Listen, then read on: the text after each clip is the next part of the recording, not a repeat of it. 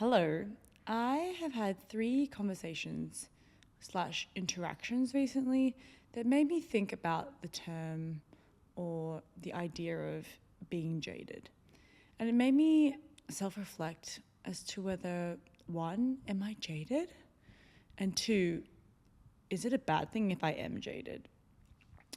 Yeah, I think I had never really been told or thought about myself as someone as being jaded. And by definition, jaded is like when you're bored or unenthused by a situation because you're so used to like always being in that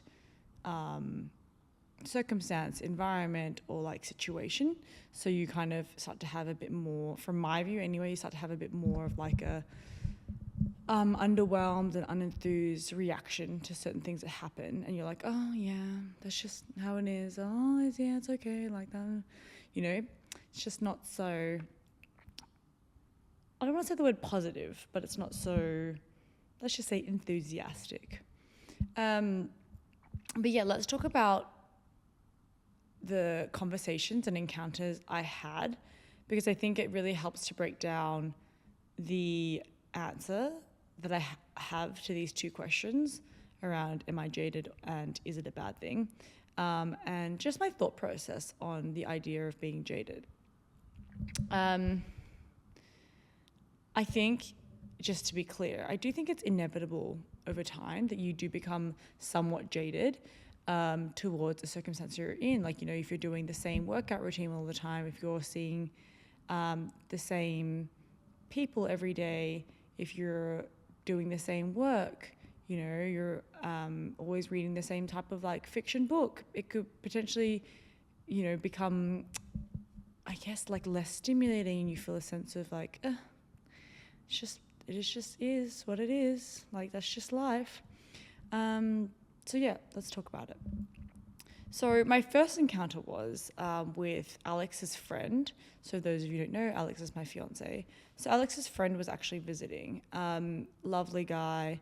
Haven't actually been able to hang out with him like that much for a long period of time, but this time he was visiting and staying with us. It was a bit different. I feel like I was able to really have more chats with him and get to know him a bit better, and like just exchange ideas on different philosophies or outlooks on life. And I remember one day we were talking and I was telling a story about a friend's trip that was being planned, and how people were kind of being flaky and pulling out, because it was true. And I was just saying, all these people said yes, and now they're pulling out. They're all just so flaky. Like, I just feel like people nowadays are really unreliable. I don't know why it's so hard to just say like no if you can't do something. I just feel like everyone's a bit like fundamentally selfish and just don't really like, just, I don't know, they just don't have much accountability. And he was quite taken aback, and he was like, oh, I feel like, man, like your view is so jaded.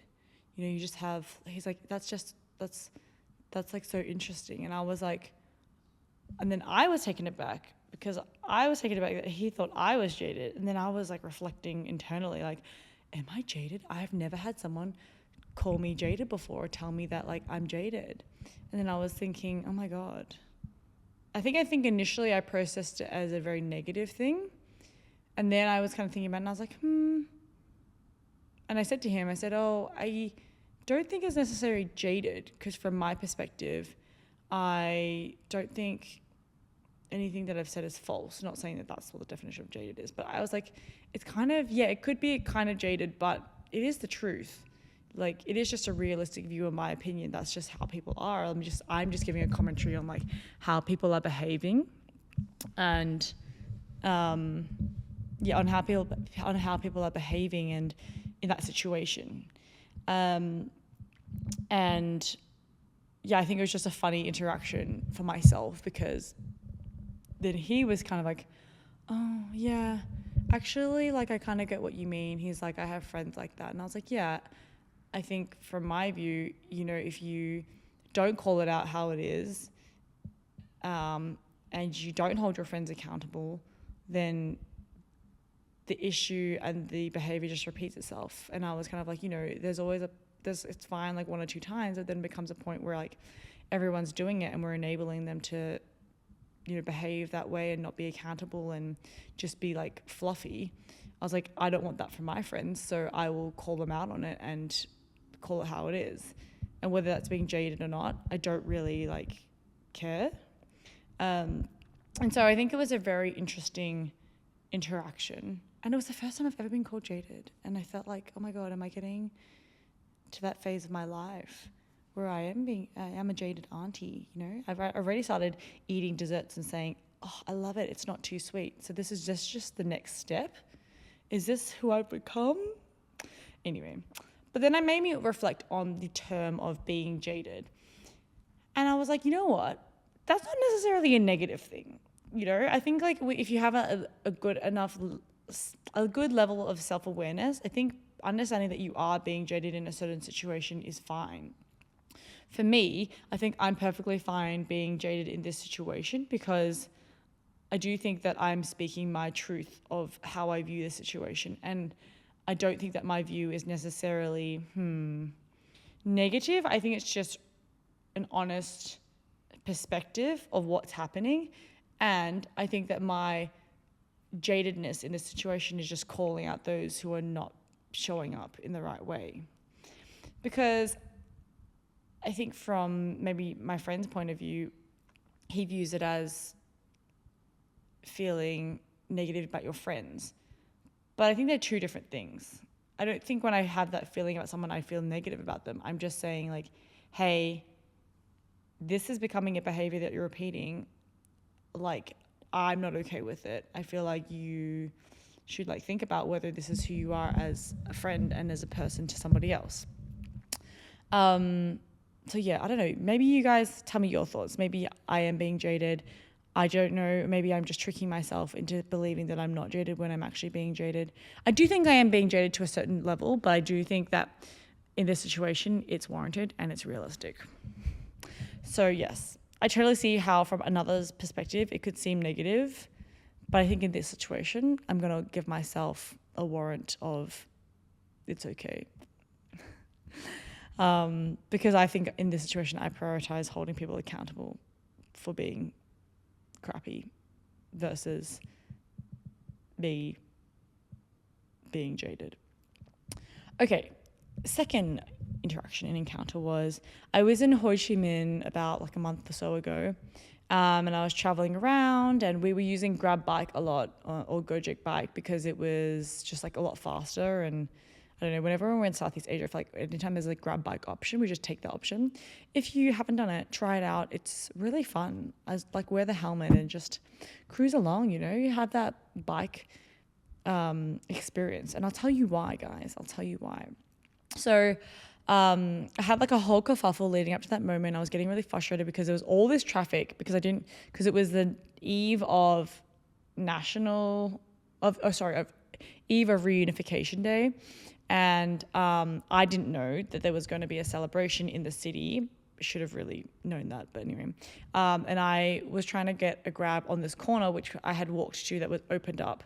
But somehow I, being silly, had accidentally set the location 900 meters down the road at the same cafe. But that was in the heart of the traffic. So anyway, I had to run to go and get the Grab. Could see it tracking along. I was chasing after it, trying to get into the same position as the Grab so they didn't have to wait so long. Anyway, so I get into this this square area, a plaza. I think in Italy they would call it a plaza.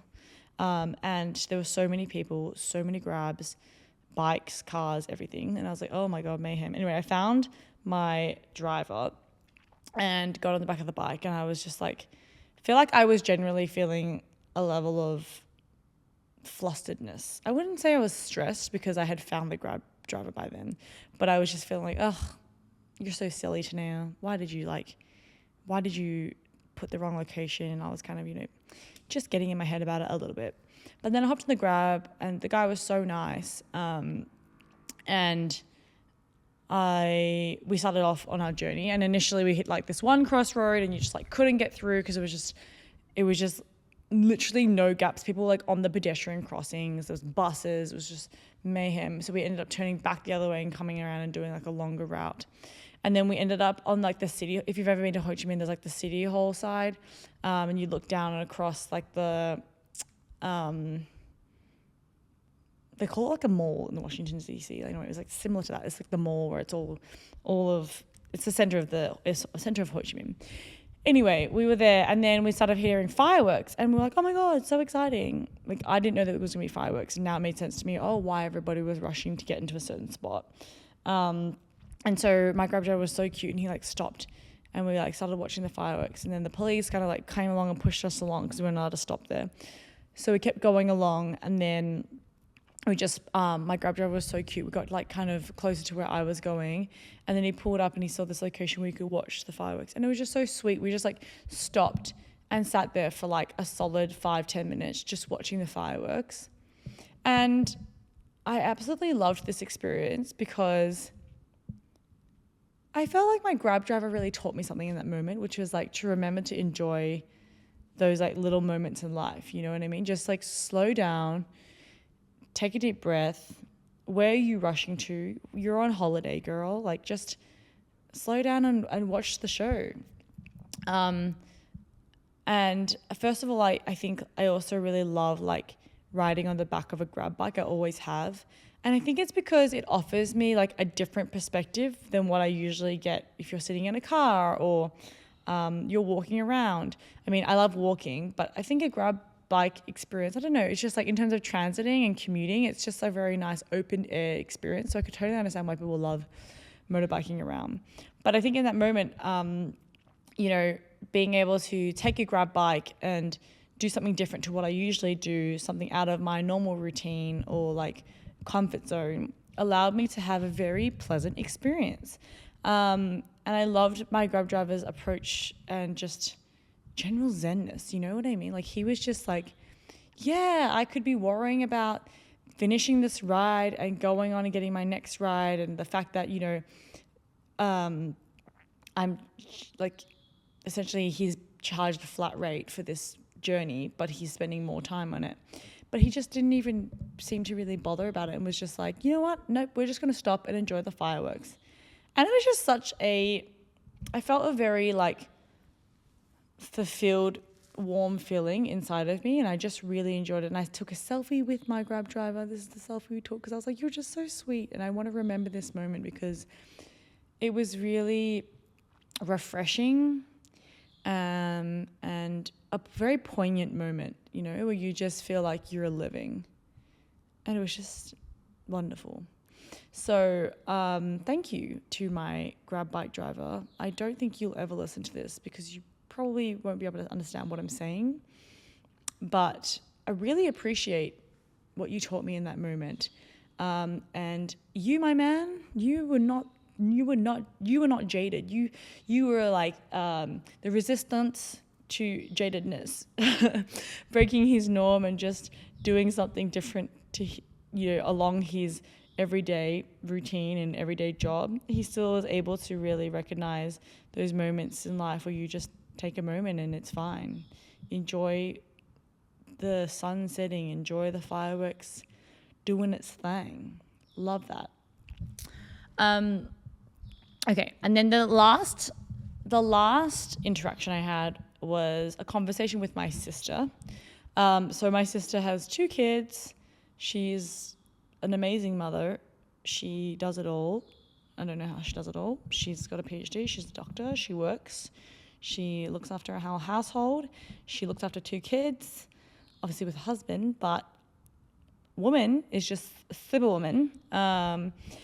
Anyway, we're talking about having kids. And I don't know, I've been on the fence for like a while. And I only think I had this realization when I started. I feel like it's when I hit the childbearing age, when it was like, ooh, you could have children, that I actually started to think about, do I actually want children? I think up until that moment, I didn't really think hard about it. I was just like, oh, cool, yeah, like when I have a family, when I have kids. But now I think I really think more with more intent and purposefulness behind it, because I don't think it's such a light decision at all.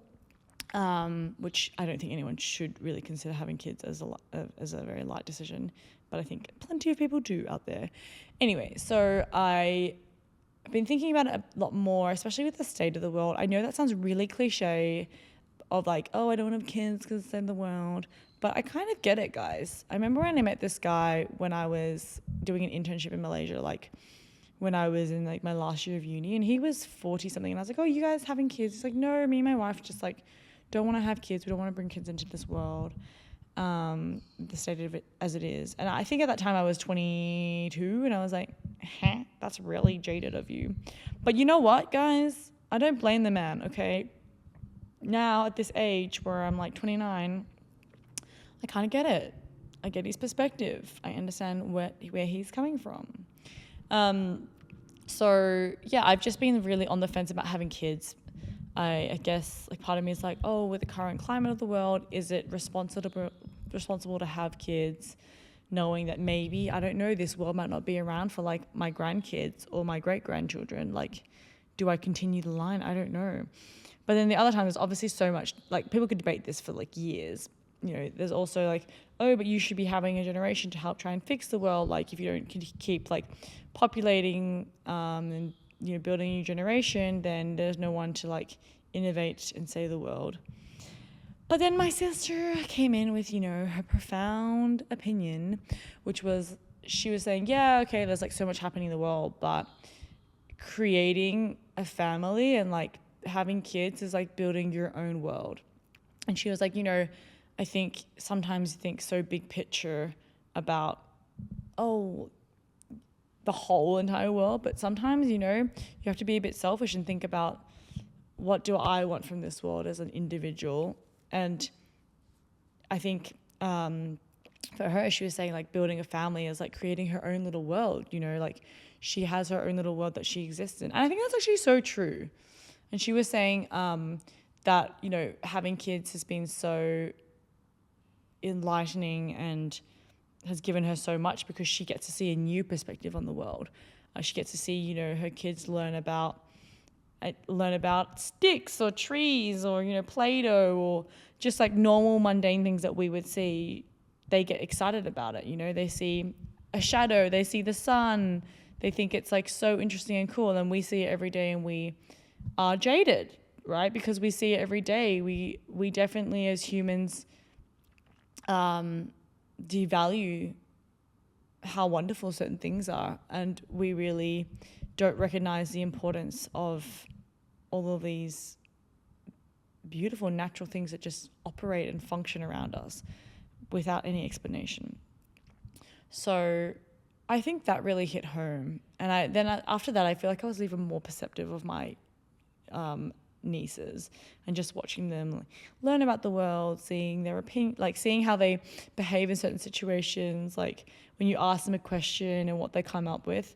It is really fascinating. I really think it's funny, and my nieces have definitely opened me up more to the idea of having children, because I know this sounds really weird, but I feel like when you have nieces or like children around you that are like your blood and you're really connected to them on a different level, you feel very differently about children. I feel like when it's just like the run of the mill, like somebody's random child in a cafe, it's just like, yeah. But then when you have a connection with this child, because she's my niece, I'm like, wow, I just care for you a lot. And maybe that's just, I think that's probably also just natural, like human connection. And also I feel like a connected and love towards my friends and my family. So it makes sense. But anyway, I do think that this conversation with my sister really helped me kind of even snap out of my own jadedness and see things from a different perspective around, you know, having kids, for example, and how that could be a really different experience based on the perspective you take.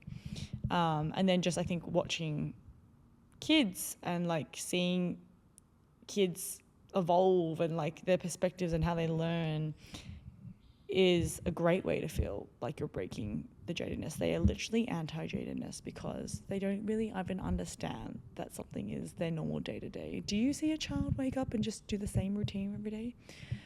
no, not for a long time, guys. I think my niece just wakes up and she's like, yeah, I'm going to eat snacks. This snack today, that snack today. And she's going to, play with all the toys she wants to play with in no order, in no routine way.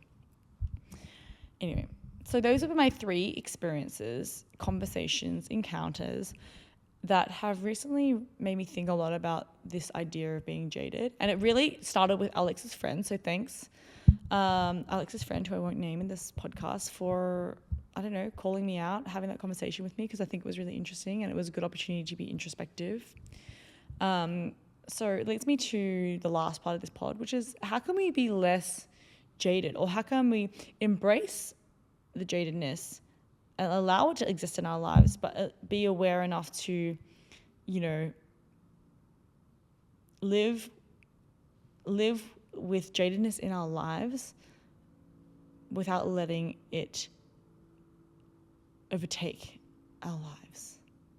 So I think, I don't think I really said that very well, sorry, but I think 4 things. 1, I think exposing yourself to new environments is really valuable.